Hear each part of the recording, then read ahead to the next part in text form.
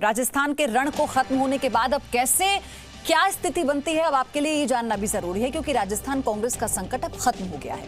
मुख्यमंत्री अशोक गहलोत के साथ सचिन पायलट काम करने को राजी हो गए हैं। मामला सुलझने के बाद सचिन पायलट ने कहा कि पार्टी के हित में मुद्दों को उठाना जरूरी था, पद की लालसा नहीं, सम्मान की लड़ाई थी।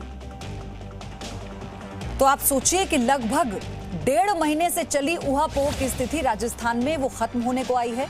सचिन पायलट ने यह कहा है कि लालसा किसी पद की नहीं थी, लेकिन ये पार्टी में सम्मान की लड़ाई थी और पार्टी जो पद देती है वो पद ले भी सकती है, ये भी सचिन पायलट ने कहा। और साथ ही अब वो राजी हो गए हैं दरअसल अशोक गहलोत के साथ काम करने के लिए। लेकिन सवाल वही है कि जब इससे पहले विधानसभा चुनाव में जीत हासिल हुई थी और मुख्यमंत्री कौन होगा इसको लेकर रण था, तो भी इस तरह की परिस्थिति थी।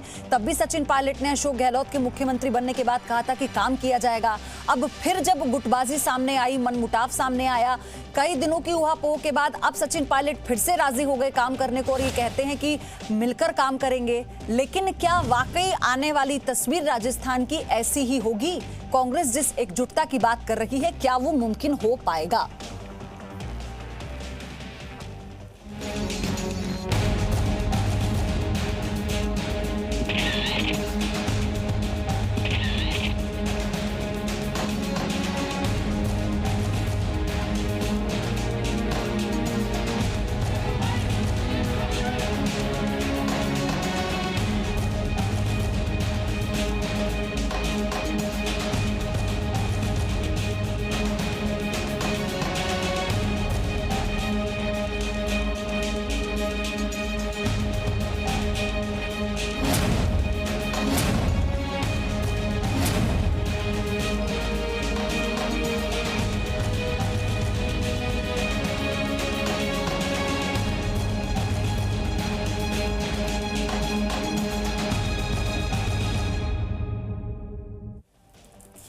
तो पार्टी में अब सब कुछ ठीक है। पार्टी मतलब कांग्रेस, और राजस्थान में जिस तरह से पार्टी में कलह दिख रही थी, अंदरूनी कलह दिख रही थी और लगा था कि सरकार को पूरी गिराने की कोशिश सचिन पायलट कर रहे हैं। लेकिन अब सियासी संकट खत्म हो चुका है, यानी अशोक गहलोत की जो सरकार है वो अभी सुरक्षित है, क्योंकि सचिन पायलट कल जब मीडिया से पहली बार इस पूरे मामले के दौरान मुखातिब होते हैं तो वो ये कहते हैं कि लड़ाई किसी पद की नहीं, पार्टी में सम्मान की थी और मुद्दों को हम पार्टी आलाकमान के फोरम पर उठाते रहेंगे।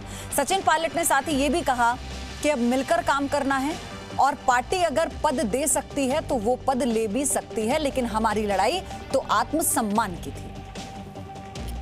Presenting B News app available on Google Play and App Store. Download it now.